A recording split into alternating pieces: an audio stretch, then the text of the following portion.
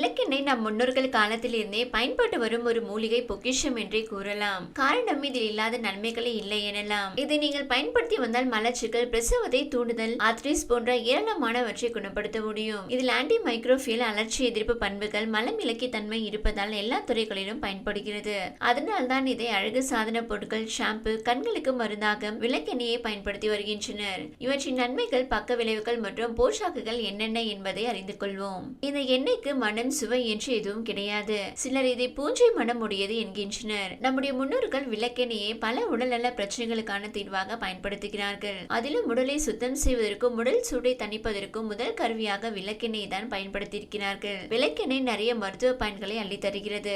அவற்றில் மலச்சிக்கலை போக்குதல் விளக்கெண்ணெய் ஒரு மலமிளக்கியாக செயல்படுகிறது. இதற்கு அதன் பிசுபிசுப்பு தன்மையே காரணம். இதை 15 மில்லி லிட்டர் அளவில் குடித்து வந்தால் மலத்தை இலக்குவாக்கி தள்ளுகிறது. ஆனால் அதிகமாக குடிக்க வேண்டாம். ஏனெனில் இது உடல் தசைகளை வேகமாக்கி வயிற்றுப்போக்குக்கு வழிவகுத்துவிடும். இதை குடித்த 2-3 மணி நேரத்தில் மலம் கழிப்பதில் நல்ல முன்னேற்றம் தெரியும். வாந்தி, குமட்டல் ஏற்பட வாய்ப்புள்ளது. எனவே மருத்துவரை அணுகி இது குறித்து ஆலோசித்து செய்து கொள்ளுங்கள். சில பெண்களுக்கு குறித்து கொடுத்த நாட்களில் இருந்து பிரசவம் தள்ளி போகும். அந்த மாதிரியான பெண்களுக்கு விளக்கெண்ணெய் ஒரு சிறந்த தீர்வு. இது மலமிளக்கி என்பதால் குடலை முழுவதுமாக சுத்தப்படுத்தி வெளித்தள்ளுகிறது. இதனால் கர்ப்பப்பை எரிச்சலூட்டப்பட்டு அதன் தசைகள் சுருங்கி விரிய ஆரம்பிக்கிறது. நீங்கள் விளக்கெண்ணெய் குடித்த 24 மணி நேரத்தில் பிரசவ வலி வர வாய்ப்புள்ளது. மருந்து இல்லாமல் பிரசவ வலியை தூண்டும் பொருள் என்று அழைக்கின்றனர். நாட்கள் தள்ளி போகும் இரட்டை குழந்தைகள் பிரசவ வலியை கூட தூண்ட உதவுகிறது. மேலும் உங்களுக்கும் உங்க குழந்தைக்கும் எந்த பக்க விளைவுகளும் இல்லை. இந்த விளக்கெண்ணெய் முறையை கடைசி மாதத்தில் இருந்து செய்யலாம். இந்த முறையை பின்பற்றுவதற்கு முன் உங்க மகப்பேறு மருத்துவரிடம் ஆலோசனை செய்து கொள்ளுங்கள்.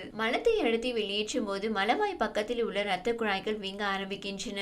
இதனால் பிறகு அங்கிருந்து ரத்தம் கசிய துவங்கும். பிறகு நீங்கள் மலம் கழிக்கும் போது ரத்தத்துடன் வெளியேற ஆரம்பிக்கும். இந்த மூல நோய் பிரச்சனையை ஆமணக்கு விதைகள் மற்றும் விளக்கெண்ணெய் கொண்டு எளிதாக போக்கலாம் என்கிறார்கள். இதற்கு காரணம் அதன் அழற்சி எதிர்ப்பு பண்புகள் தான். இருப்பினும் இதற்கு தக்க சான்றுகள் இல்லாததால் பயன்படுத்துவதற்கு முன் உங்க மருத்துவரிடம் ஆலோசனை பெற்றுக்கொள்வது நல்லது. வெளிமூலம் மற்றும் உள்மூலம் இரண்டுக்குமே விளக்கெண்ணெயால் தீர்வு கிடைக்கும். முதலில் வெளிப்புறத்தில் பயன்படுத்தி பாருங்கள். உங்களுக்கு திருப்தி ஏற்படும் பட்சத்தில் உட்புறம் எடுத்துக்கொள்ளலாம். உட்புறம் எடுத்துக்கொள்வதாக இருந்தால் நல்ல தரமான கலப்படம் இல்லாததாக பார்த்து வாங்க வேண்டும். நம் சருமம் வயதாக முக்கிய காரணம் சருமத்தில் உள்ள செல்கள் பாதிப்படைவதுதான். இதனால் சரும சுருக்கம், கோடுகள் இவையெல்லாம் வர துவங்குகின்றன.